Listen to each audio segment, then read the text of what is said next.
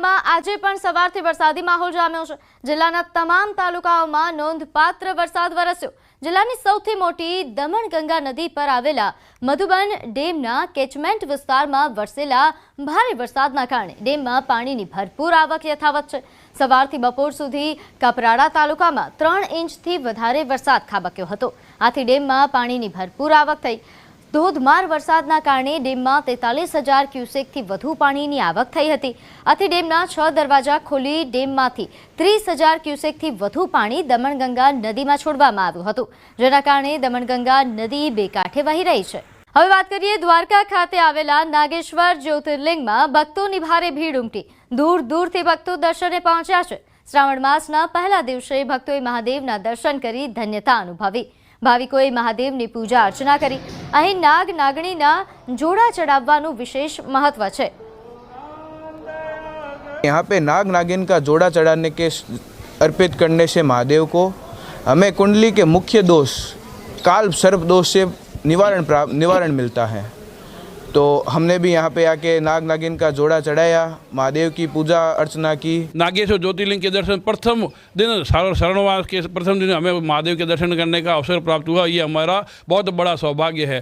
हमने नागेश्वर महादेव मंदिर में दर्शन किए।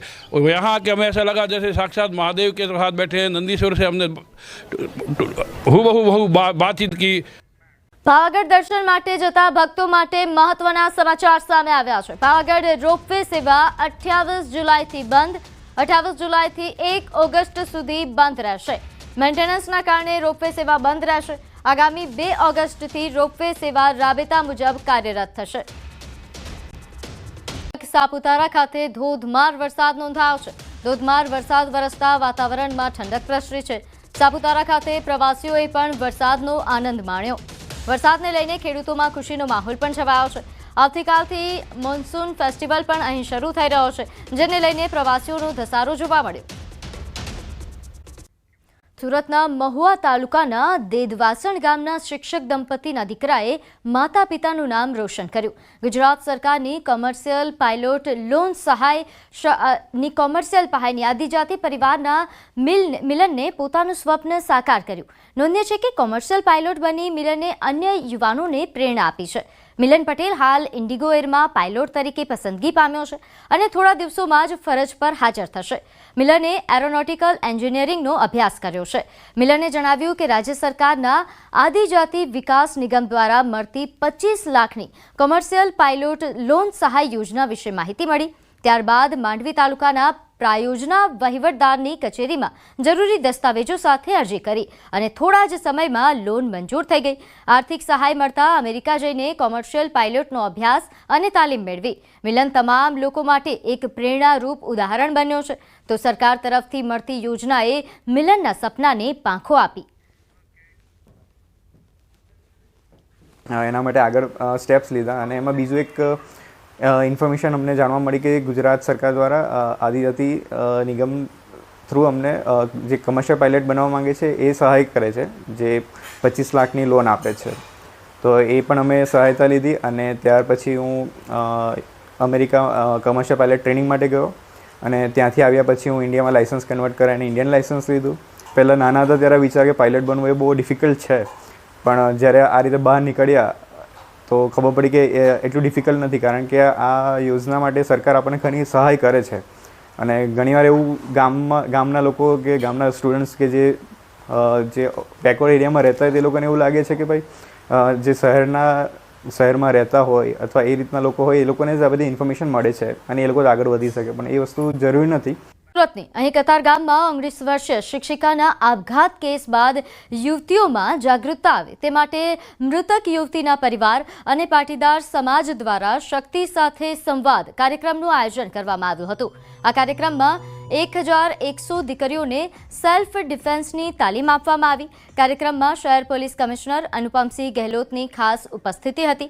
તેમણે દીકરીઓને પોતાની મુશ્કેલીઓ વિશે માતા-પિતા અને શિક્ષકો સાથે ખુલ્લી વાતચીત કરવાની સલાહ આપી, તેમજ સોશિયલ મીડિયાથી દૂર રહીને આત્મરક્ષા અને પોતાના રસ મુજબ કારકિર્દી વિકસાવવાની પ્રેરણા આપી।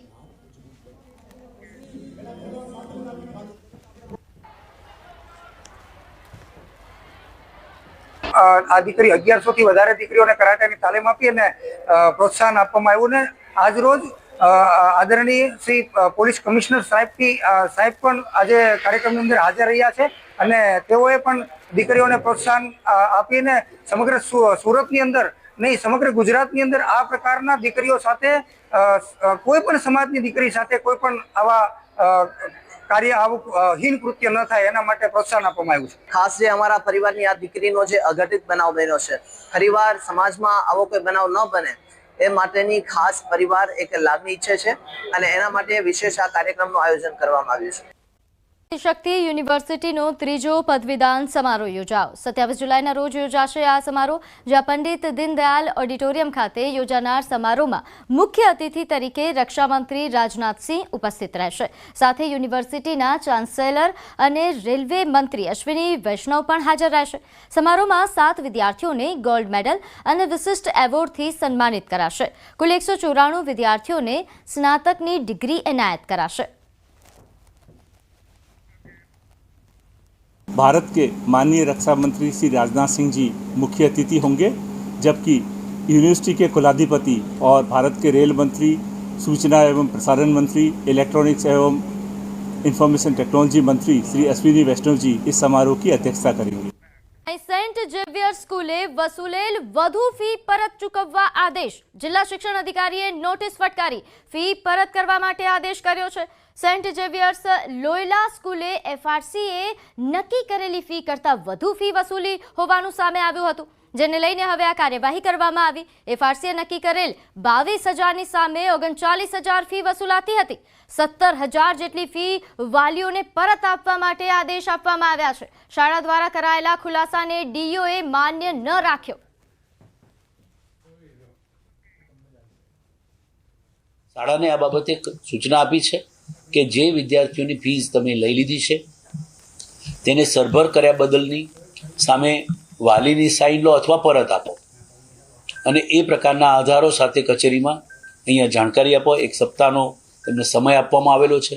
જો 1 સપ્તાહમાં તેઓ આ પ્રકારની કાર્યવાહી નહીં કરે તો અમે એફઆરસી કમિટીમાં આ બાબતે રિપોર્ટ કરીશું। તો આ તરફ ભરૂચમાં શંકાસ્પદ કેમિકલ વેસ્ટનો જથ્થો મળી આવતા તંત્ર દોડતું થયું। અહીં મોદી પાર્કથી ભારતી રો હાઉસ તરફ જવાના મુખ્ય માર્ગ પાસે કેમિકલ વેસ્ટના બેગના થપ્પા જોવા મળ્યા। પાલિકાના ચીફ ઓફિસર અને તેની ટીમે તપાસ હાથ ધરી। સાથે જ જીપીસીબીને જાણ કરતા તેમણે પણ તપાસ શરૂ કરી। બેગ પર દહેજની ટેગ્રોસ કેમિકલ ઇન્ડિયા લિમિટેડ કંપનીના ટેગ ચોંટાડેલા હતા।